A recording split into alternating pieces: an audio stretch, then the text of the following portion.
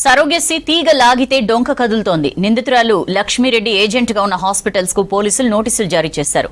Hospital యాజమాన్యాలు సంబంధిత వైద్య సిబ్బందిని విచారించి పూర్తి వివరాలు సేకరించేందుకు చర్యలు తీసుకున్నారు. హాస్పిటల్స్ లో అక్రమ సరోగెసి కార్యకలాపాలు ఎలా జరిగాయి, వాటిలో ఎంతమంది ఉన్నారు అనే అంశాలపై పోలీసులు దర్యాప్తు చేస్తున్నారు.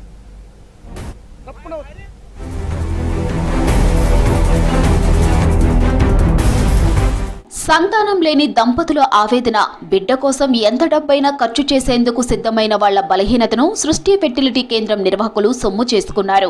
సరోగసి ముసుగులో అందినంతా దోచుకున్నారు. ఈ సృష్టి ఘటన మరొక ముందే మరో ఘటన మేడ్చల్లో బయటపడింది.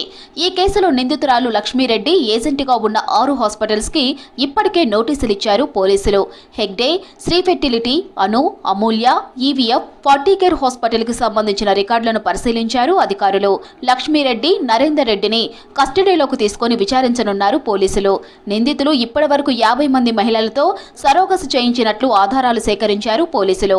నిందితురాలు లక్ష్మీరెడ్డి సరోగసి ద్వారా బిడ్డలను కనియించిన మహిళల లిస్ట్, వాళ్లకిచ్చిన డబ్బుల వివరాల కోసం డైరీ మెయింటైన్ చేసినట్లు పోలీసులు గుర్తించారు.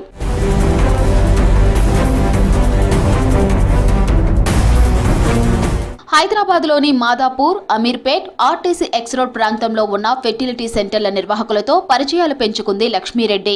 అండాలు కావాలన్నా, సరోగసి కోసం మహిళలు కావాలన్నా ఏర్పాటు చేస్తామని డీల్ కుదుర్చుకుంది.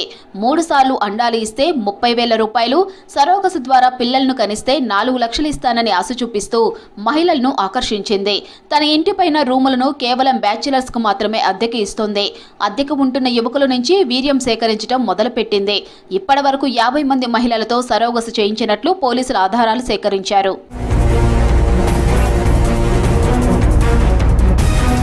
కర్ణాటకకు చెందిన మహిళ భర్త ఫిర్యాదుతో లక్ష్మీరెడ్డి భాగోతం బయటపడింది. కర్ణాటకకు చెందిన మహిళకు 2 కిడ్నీలు పాడైన విషయం లక్ష్మీరెడ్డికి తెలిసింది. ఆ మహిళను కలిసి కిడ్నీ ఆపరేషన్ కావాల్సిన డబ్బులు తాను ఇస్తానని, అయితే ఆరోగ్యం కుదుటపడ్డాగా సరోగసి ద్వారా తనకు బిడ్డను కని ఇవ్వాలని బేరం కుదుర్చుకుంది. ఆపరేషన్ తర్వాత ఆరోగ్యం కుదుటపట్టడంతో సరోగసి కోసం సదరు మహిళను లక్ష్మీరెడ్డి సంప్రదించింది. భర్తకు విషయం తెలియడంతో గొడవ మొదలైంది.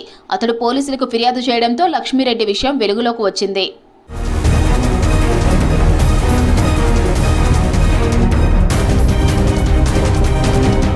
మేడ్చల్ సరోగసి కేసులో విచారణలో విస్తుపోయే నిజాలు వెలుగులోకి వస్తున్నాయి. ఏపీలోని చిలకలూరుపేటకు చెందిన లక్ష్మీరెడ్డిపై 2024లో ముంబైలో హ్యూమన్ ట్రాఫికింగ్ కేసు నమోదైనట్లు తెలుస్తోంది. కొన్ని నెలల క్రితం హైదరాబాద్ కు చేరుకున్న లక్ష్మీరెడ్డి కొడుకు సురేందర్ రెడ్డి కూతురుతో కలిసి మరో దందా చేస్తున్నట్లు గుర్తించారు. సరోగసికి అంగీకరించిన 9 మంది మహిళలకు పోలీసులు నోటీసులిచ్చి పంపారు.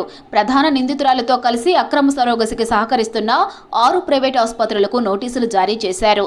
ఎన్నో ఏళ్లుగా సాగుతున్న చీకటి కార్యకలాపాల సమాచారం రాబట్టేందుకు నిందితులను కస్టడీకి తీసుకుంటామని పేట్ బషీర్బాద్ ఇన్స్పెక్టర్ విజయవర్ధన్ తెలిపారు. భర్తతో విడిపోయిన లక్ష్మీరెడ్డి న్యూ మాణిక్యనగర్ లో నివాసం ఉంటోంది. 2 అంతస్తుల భవనాన్ని సరోగసి తల్లులు ఉండేందుకు వీలుగా రూపొందించారు. స్థానికులతో పరిచయాలు పెంచుకోకుండా గుట్టుగా ఉండేవారు. ఆమె ఇంటికి తరచూ మహిళలే వస్తూ ఉండటంతో స్థానికులకు అనుమానం వచ్చి పోలీసులకు సమాచారం ఇచ్చారు. మేడ్చల్ ఎస్ఓటీ పేట్ బషీర్బాద్ ఇన్స్పెక్టర్ విజయవర్ధన్ బృందం ఆ నివాసంలో తనిఖీలు చేసి అసలు బండారం బట్టబయలు చేశారు.